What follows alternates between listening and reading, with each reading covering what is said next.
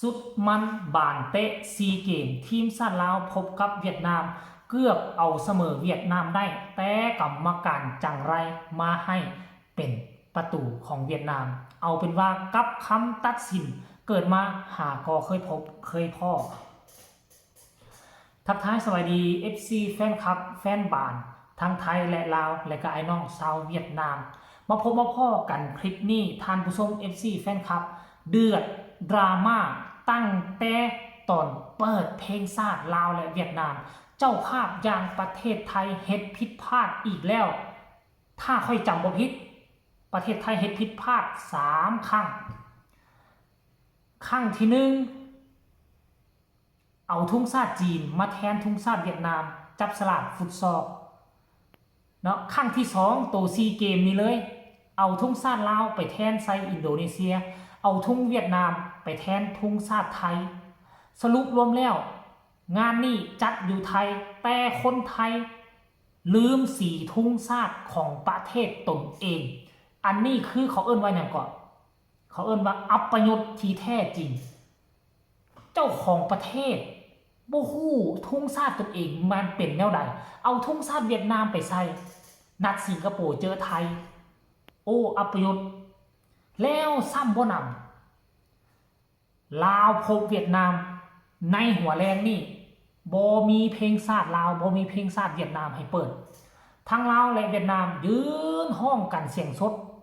มันเกิดอีหยังขึ้นปกติไทยก็เคยเว้าหลายครั้งแล้วโดยเฉพาะพี่น้องชาวไทยเคยเว้าหลายครั้งเลยว่าไทยคือเบอร์1ของอาเซียนเป็นประเทศที่มีการศึกษาดีที่สุดในอาเซียนเจริญที่สุดในอาเซียนถนนไปหน้ายังดีกว่าถนนหนทางประเทศเพื่อนบ้านหลายประเทศอีกแต่มาเห็นปีนี้การจัดซีเกมที่ผ่านมาหลายครั้งหลายคราวจัดดียอมรับแต่ครั้งนี้จัดบ่ดีเฮาก็ต้องว่าจัดบ่ดีตั้งแต่ได้ยินข่าวว่าดอกไฟในสนามใส่การบ่ได้มาวันนี้เปิดเพลงชาติลาวเพลงชาติเวียดนามบ่ได้แล้วก็ลามไปถึงโอ้หลายสิ่งหลายอย่างท่านผู้ชม FC แฟนคลับจนกระทั่งลงมือเนาะลงเตะกันตัวจริงปรากฏว่าเฮานี่เป็นรองเวียดนาม 100% อยู่แล้วเรื่องเป็นรองเวียดนามเป็น 100% รูปแบบการเล่นการเพรสบอลการส่งบอลการฮับบอลการขึ้นโจมตีการลงมาต้านฮับคือเวียดนามเฮ็ดได้ดีอยู่แล้วเพราะเวียดนามเป็นเบอร์ต้นๆของอาเซียนทีมชาติลาวของพวกเฮาจะอยู่ในอันดับที่8ที่9ของอาเซียนพุ่นล่ะ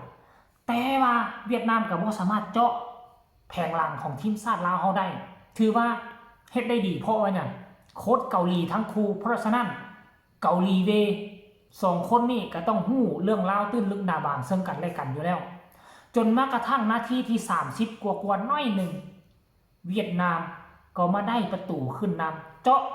ะกลางบ่ได้ก็เรียบริมเส้นขึ้นไปฝั่งขวาแล้วก็คอร์สเข้ามากองหลังของพวกเขา2คนสกัดบานบ่ได้ผ่านเข้ามาสู่ตีนของผู้เล่นเวียดนามแปรเข้าไปเน้นๆเป็นประตูแรกเวียดนามขึ้นนำลาวแต่โชคดีนาทีที่33ทีมชาติลาวของเขาก็พยายามพยายามต่อบานกันขึ้นเมื่อเรื่อยๆเติมกันขึ้นเมื่อเรื่อยๆไปได้บานเตะมุมหรือว่าภาษาเขาเรียกว่าบานเตะแจกก็เปิดเข้ามาโด่งๆแล้วลูกแรกซัดเข้าไปต่ำใส่คานกัดเด่นกับคืนมาเนาะเข้าตีนผู้เล่นเขาอีกคนนึงซัดเข้าไปเน้นๆ1 ประตูต่อ 1หลังจากนั้นเนาะจบครึ่งเวลาทำอิฐเสมอกันเฮ็ดให้สร้างกระแสฮือฮากันต่างๆนานาในโลกบานเตะในอาเซียนของพวกเขานี่แหละที่ผ่านมานี่เคยเจอกันทั้งหมดคือ13 ครั้งลาวเสมอเวียดนามครั้งเดียวเหลือนั่นเวียดนามชนะหมดและครั้งนี้ก็เฮาก็มีเป้าหมายเอาไว้ว่าเฮาบ่ชนะอยู่แล้วเวียดนามแต่ขอเสมอได้บ่เพื่อเป็นการการันตีว่าบาดลาวมีการพัฒนาเข้าครึ่งเวลาที่2มาเวียดนามกับบุกละเนระนาดเวียดนามมีโอกาสหลายกว่าอยู่แล้วแต่ลาวเฮาก็มีโอกาสคือกันโอกาสน้อยแต่ก็มีโอกาสแต่ลาวเฮาอยากให้ปรับปรุงคันสิบอกว่าจุดใดมันทั้งหมดหั่นแหล้ว กองหลังก็มักเปในครึ่งเวลาที่2กองกลางก็บ่มักแลนบานบ่มักแลนเอาบานบ่มักส่งบานให้กองหน้า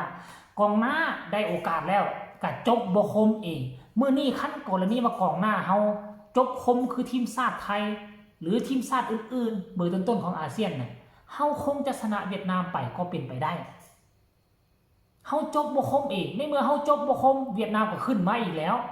จนมาเจอลูกสุดท้ายคือประเด็นดราม่าความจริงแล้วเฮาน่าจะเสมอกับเวียดนามแต่กรรมการลายนี่ยกทุ่งล้ำหน้าแล้วจนได้มาทะเลาะวิวาทกันระหว่างกรรมการกับผู้ลิ้นเวียดนามกรรมการกลางก็เลยเข้ามาล้มไปลงมาเดือดไปเดือดมาแจกใบเหลืองให้ทางเวียดนามบัดลงไปลงมากับคำตัดสินให้เวียดนามเป็นประตูเอาแหละบัดเนี่ยตั้งแต่เกิดมาค่อยหาพอเห็นข้างแรกคือกรรมการเขาปีนคำตัดสินในเมื่อเจ้าตัดสินไปแล้วบ่เป็นประตูขั้นว่ากรรมการบ่ปีนคำตัดสินอีกก็คือว่าลาวเขาจะชนะเวียดนามอีกแล้วนะเป็นครั้งที่2แล้วนะลาวเขาจะเสมอเวียดนามเป็นครั้งที่2แล้วนะเขาเสมอเวียดนามนี่ก็ซ้ำก็เขาชนะแหละเพราะว่าระดับโลกเขาก็อ่อนกว่าเขาหลายฝีไม้ลายมือเขาก็ต่ำกว่าเขาหลายแต่ว่ามาเมืองเกมนี้แล้วนะถึงว่าเขาลิ้นจะบ่ดีซ้ำเขาแต่เขาก็ถือว่ามีการพัฒนาเลยปกติเจอเวียดนามเจอมาหลอกมาเลยเจอไทยนี่อย่างน้อยๆก็3-0 4-0ขึ้นหน้าพุ่นน่ะแต่ครั้งนี้กลัวเวียดนามจะได้ประตูเฮากับบ่แม่นง่ายๆแล้วชนะกันแบบเสียวชิดเขาเอิ้นว่าภาษาลาวเอิ้นว่าชนะกันแบบมินๆเลยนะนี่นะเกือบบ่ชนะท่านผู้ชม FC แฟนคลับเพราะฉะนั้นแล้วปัจจุบันนี้ลาวเฮาก็เอิ้นว่าบ่ได้หมู่บ่ได้ขี้ๆกันสิว่าน่ะเอาบานเตะในอาเซียนของเฮานี่ระดับห่างกันนี่มันบ่ได้ห่างกันหลายเด้แม้กระทั่งตีมอร์คันมาเตะกับลาวเฮานี่สมัยก่อนเฮาก็ยิงถล่มทลาย60 70 80ก็มีแต่บัดนี้ห่วยทีมสุดใหญ่นี่เจอกับตีมอร์มั้ยชนะกระด้างประตู2ประตูซื่อๆได้ปัจจุบันนี้มารอท่าเบิ่งอีก3ปีถึง5ปีบานเตะลาวของเฮาก็น่าจะสูสีอยู่ในทีมแล้วต้นๆของอาเซียนแน่นอนเอาคลิปนี้เป็นความโชคร้ายของทีมชาติลาวก็แล้วกันหวังว่านัดต่อไปเจอกับมาเลเซียก็ให้มันเสียน้อยที่สุดคันเสียก็คือกับเตะเวียดนามก็แล้วกันบ่หวังเอาชนะดอกเพราะมาเลเซียเวียดนามไทยอินโด4ประเทศนี้ยาสู้ไปคิดที่จะเอาชนะเขาเพราะเขาเป็นเบอร์ต้นๆครองในอาเซียนเฮาก็เกือบเป็นเวลากับ20ปีแล้วล่ะคลิปนี้ก็ฝากฝังเอาไว้ซะนี้เสียให้ไผก็เสียเนาะเสียให้ไผก็ได้เนาะแต่เขาเสียให้เวียดนามเนี่ยเขามีความภาคภูมิใจเสียน้อยเสียหลายก็ขอให้เวียดนามเข้าไปสู่รอบชิงให้มันได้ก็แล้วกันจากใจคนลาวฝากทุกคนเอาไว้สำนี้สบายดี